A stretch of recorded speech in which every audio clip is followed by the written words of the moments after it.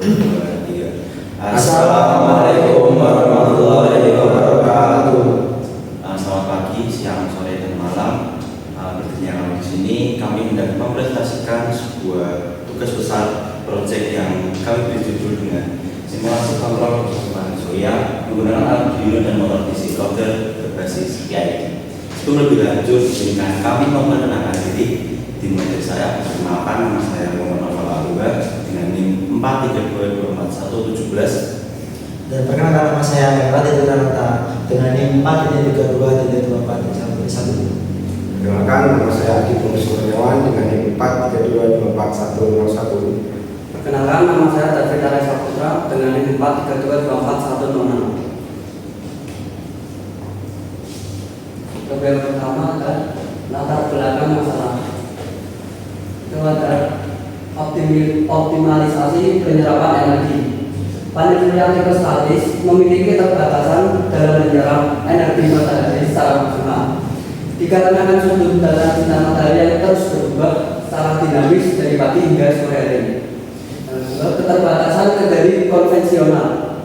Sistem penggerak panel surya tanpa kendali cerdas seringkali menghasilkan pergerakan yang kurang presisi dan cenderung mengalami osilasi saat berhenti, sehingga mengurangi akurasi penjejakan cahaya. Berikutnya, urgensi kendali presisi. Diperlukan sistem kendali otomatis berbasis PID untuk memastikan pergerakan mekanik yang akurat dan responsif terhadap perubahan posisi target atau matahari.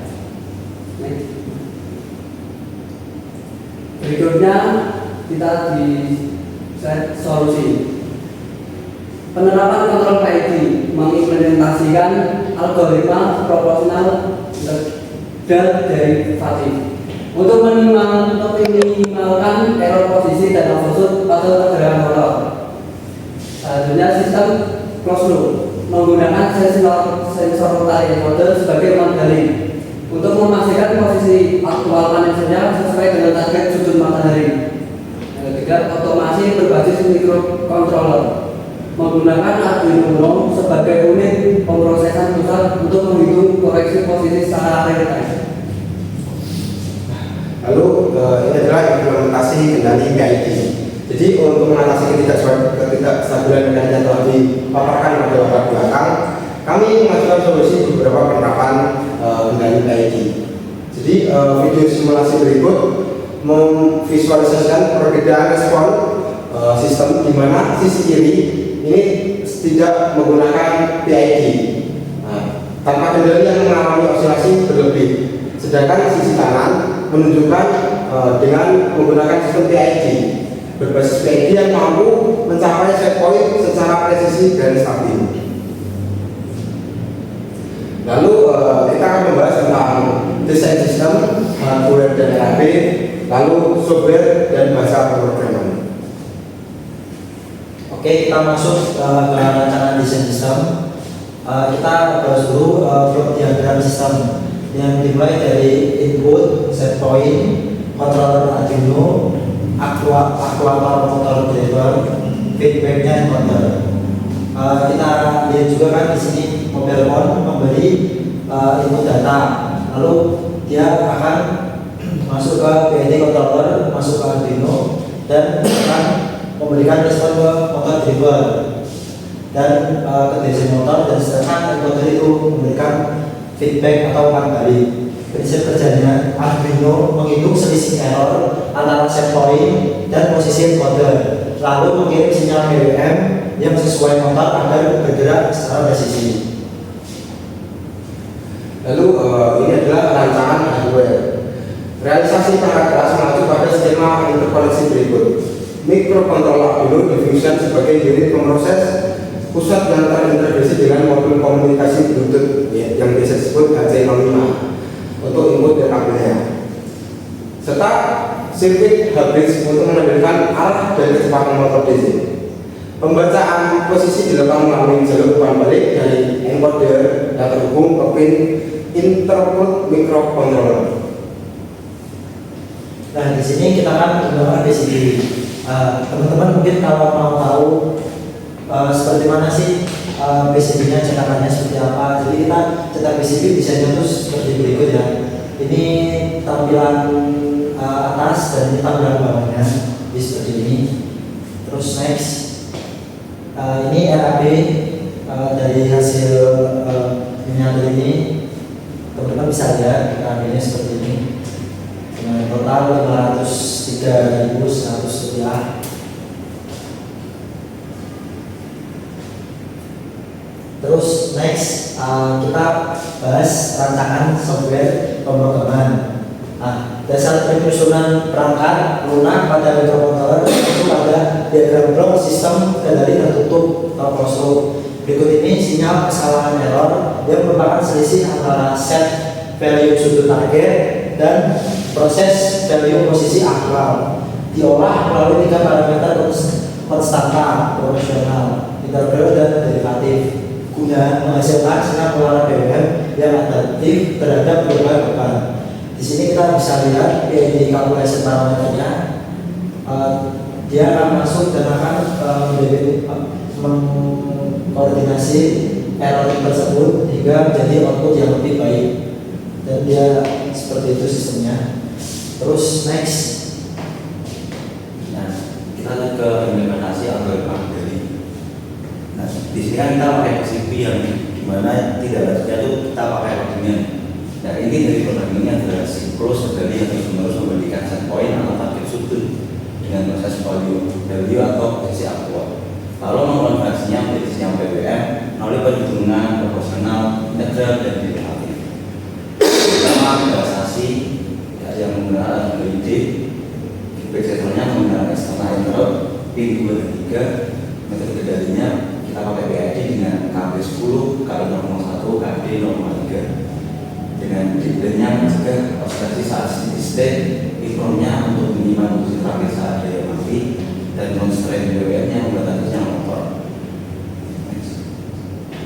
Nah, ini juga dokumentasi dari selama kita membuat project ini, dan kita akan masuk ke video cara pengaplikasian miniatur. Oke, kita akan simulasikan miniatur ini, yaitu tentang pengaturan sudut kemiringan pada PLTS. Untuk langkah pertama, kita beri sumber untuk Arduino dan PCB-nya.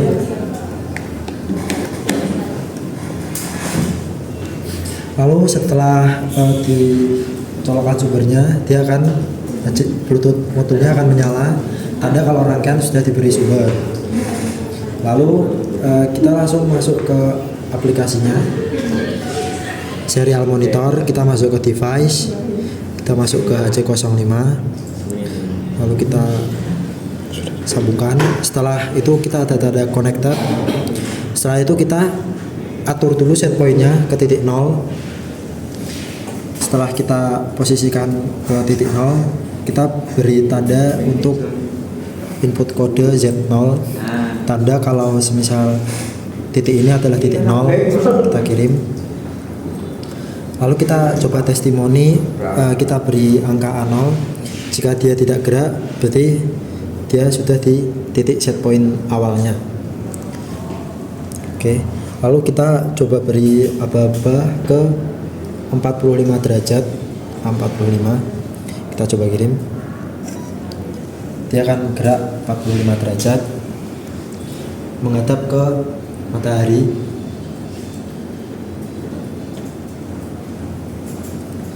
Lalu kita juga bisa atur ke sudut 90 derajat.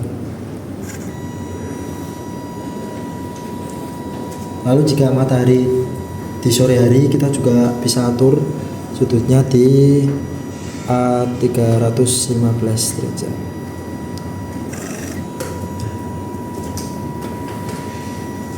Seperti itu.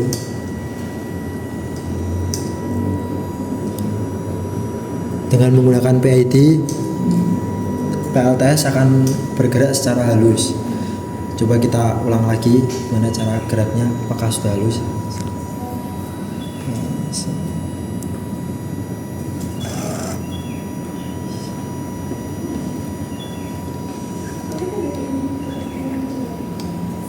Kalau sudah kita balikan ke A0, dia akan sudah. Sekian, itu saja yang kita bisa simulasikan dalam project miniatur kali ini. Baik, setelah penjelasan yang tadi telah kami sampaikan, dari semuanya kesimpulannya adalah realisasi prototipe solar tracker satu subuh ini menegaskan signifikansi penerapan kendali cerdas kostum berbasis algoritma PID dalam mengatasi inefisiensi penyerapan energi pada sistem panel statis melalui integrasi microcontroller Arduino sebagai unit pemproses sinyal yang disinergikan dengan tertarik encoder sebagai sensor umpan balik presisi tinggi. Sistem terbukti mampu mengeliminasi fenomena osilasi mekanik atau overshoot dan meminimalisir steady state error yang kerap menjadi kendala pada metode kendali konvensional.